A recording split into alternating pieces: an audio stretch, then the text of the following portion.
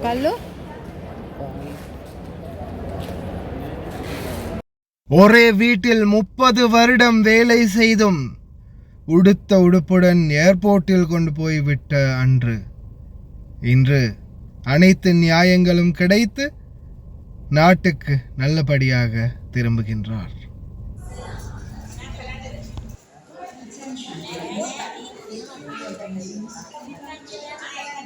இப்போ ரீசெண்டாக மிகவும் வைரலாக போயிடுச்சுன்னு நினைக்கிறேன் என்னுடைய சேனலில் இந்த வீடியோ. ஏன்னா இந்த தாய் வந்து கிட்டத்தட்ட 30 வருஷம் வேலை செஞ்சுருக்காங்க ஒரே வீட்டில். கடைசியாக நான் நாட்டுக்கு போகிற நிலைமை வந்துருச்சு, எனக்கு வந்து ஏதாவது உதவி பண்ணுங்கள், போனஸ் எல்லாம் கேட்கணும், போனஸ் எல்லாம் இருக்குது அப்படின்னு சொல்லியிருக்கிறாங்க. ஆனால் இதை பற்றி எதுவுமே அவங்க பேசலை.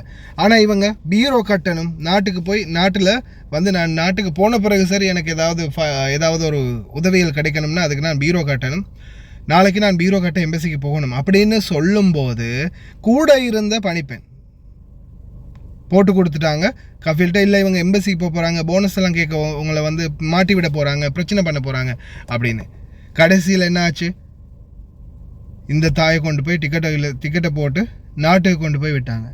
போட்டு கொடுத்த கத்தாவை மட்டும் அதே வீட்டில் நல்லாவா இருக்கான்னு நினச்சிட்டிங்க, கடைசியில் அவங்கள கொண்டு போய் எம்பசியில் விட்டுட்டான் கஃபீல். அதுதான் நடக்கும். நல்லா வேலை செஞ்சுட்டு இருந்தாங்களாம். பாருங்கள், இந்த 30 வருஷத்துக்கு எவ்வளோ பொருட்கள் அவங்க சேர்த்து வச்சுருப்பாங்க. 20 வருஷத்துக்கு அப்புறம் நாட்டுக்கு போயிட்டு வந்து திருப்பி 10 வருஷம் நாட்டுக்கே போகாமல் இருந்தாங்க. எவ்வளோ பொருட்கள் சேர்த்து வச்சுருக்காங்க பாருங்கள். அத்தனை பொருட்களையும் இழுத்து வீசி இருக்கிறாங்க கஃபீல். சரியா வீசி அந்த பொருள் எதுவுமே கொடுக்காமல் அவங்கள நாட்டுக்கு அனுப்புறதுக்கு தான் கொண்டு போய் அன்னைக்கு ஏர்போர்ட்டில் விட்டது. எவ்வளோ காசு கொடுத்து எவ்வளோ பொருட்கள் வாங்கி வச்சுருந்துருக்குறாங்க. அத்தனை பொருட்களையும் வீசுறது தான் அவங்களோட பிளான். அன்றைக்கே ஏர்போர்ட்டில் கொண்டு போய் விட்டுட்டு அல்ஹம்துலில்லாஹ் முழு முயற்சியால் பர்ஃபெக்டாக இன்றைக்கி அவங்கள ஜெனிவினா நாட்டுக்கு அனுப்பி வச்சுருக்குது. அவங்களுடைய போனஸ் சம்பளத்தையும் பெற்றுக் கொடுத்து அவங்களுக்கான நியாயத்தையும் பெற்றுக் கொடுத்து அவங்களுடைய அத்தனை பொருட்களை எங்களுடைய லயன் எக்ஸ்பிரஸ் காகோ சகோதரர்கள் உரிமையாளர் அஸ்லம் அனைவருக்குமே ரொம்ப நன்றி. லயன் எக்ஸ்பிரஸ் காகோவிடம் நான் சொன்னேன், இந்த மாதிரி பொருட்கள் இருக்குது, தயவு செய்து அந்த தாயுடைய பொருட்களை எப்படியாவது காப்பாற்றி கொடுங்க அப்படின்னு சொன்ன பிறகு அவங்களும் உடனடியாக அவங்களுடைய டீமை வச்சு உடனே இந்த பொருட்கள் எல்லாத்தையுமே ஏற்றி கொடுத்தாங்க.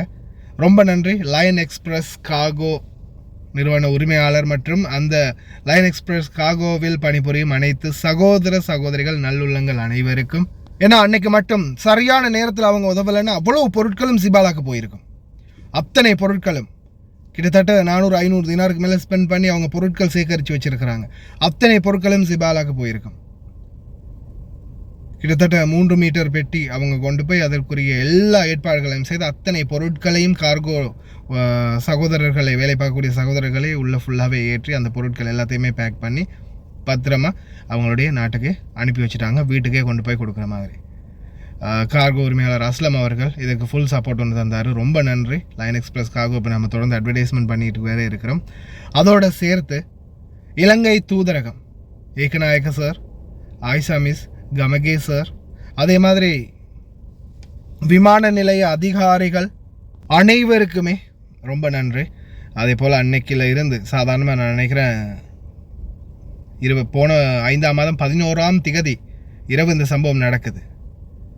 11ஆம் திகதியிலிருந்து இது 6ஆம் மாதம் 9ஆம் திகதி இன்னைக்கு வரைக்கும் என்னால் முடிஞ்ச அளவுக்கு அனைத்து பக்கமும் போராடி கஃபீல் எவ்வளோ முயற்சி பண்ணினா இவங்களை வந்து எதுவுமே கொடுக்காம எல்லாமே பண்ணி அனுப்புறதுக்கு.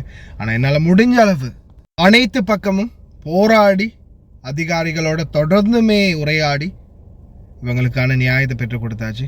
இவங்களுடைய பொருட்கள் கொஞ்சம் கொஞ்சமாக குருவி சேர்க்குற மாதிரி சேர்த்து வச்சு அந்த அனைத்து பொருட்களையுமே காப்பாற்றி கொடுத்தாச்சு. அல்ஹம்துலில்லாஹ் நல்ல ஒரு மன நிறைவு. இன்றைக்கி அவங்க சந்தோஷமாக நாட்டுக்கு போகிறாங்க. அவங்களுடைய போனஸ் பணம் மற்றும் அவங்களுடைய பொருட்கள் எல்லாத்தையுமே நாட்டுக்கு அனுப்பின சந்தோஷத்தோடு அனைவருக்குமே ரொம்ப நன்றி. இந்த வீடியோவை ஷேர் பண்ணி தொடர்ந்து சப்போர்ட் பண்ணினவங்களுக்கு அஸ்ஸலாமு அலைக்கும், வணக்கம். මල්ලේ අද රාණි අක්කා යනවා. නැත්නම් මාට ගොඩාක් පින් හොඳේ මාසයක් තිස්සේ ඔයා අහට මෙහෙට කෝල් කරලා ගොඩාක් හැම දෙයකටම වගේ උදව් කරලා බඩු ටික දාලා දීලා හැමදේම කරලා දුන්නා. ඔයාට ඇත්තටම ගොඩාක් පිං මල්ලි. ස්තුතියි ඔයාට. මල්ලි මල්ලි මම මේ එයාපෝට් එකේ ඉන්නේ මල්ලි. හරිද? මම දැන් යනවා මල්ලි. මේ ඔයා කරපු උදව් වලට ගොඩාක් පිං මල්ලි. අල්ලා දෙවියෝ ඔයාව ආරක්ෂා කරන්න ඕනේ මල්ලි. මට මගේ එකෙන් Wi-Fi දාන්න බෑ ඔයාට. මේ මොනවද මැසේජ් දාන්න බෑ මට මේ මොනවද වෙලා ෆෝන් එක. ඉතින් ඒක නිසා මම මේ එයාපෝට් එකේ දැන් ඉන්නේ. මම යනවා මල්ලි. ඔයා කරපු උදව් නම් අමතක වෙන්නේ නැහැ මල්ලි ජීවිතේට. ඔයත් තානාධිපති කාර්යාලය සියලු දෙනාටම ගොඩාක් ස්තුතියි මල්ලි හොඳේ. මම මේ මල්ලි කෙනෙක්ගේ ෆෝන් එකේ මැසේජ් එක දාන්නේ ඔයාට එයා ෂෙයා කරයි මැසේජ් එක මගේ හොඳේ මල්ලි බුදු සරණයි අල්ලා දෙයියන්ගේ පීඨයි හොඳේ.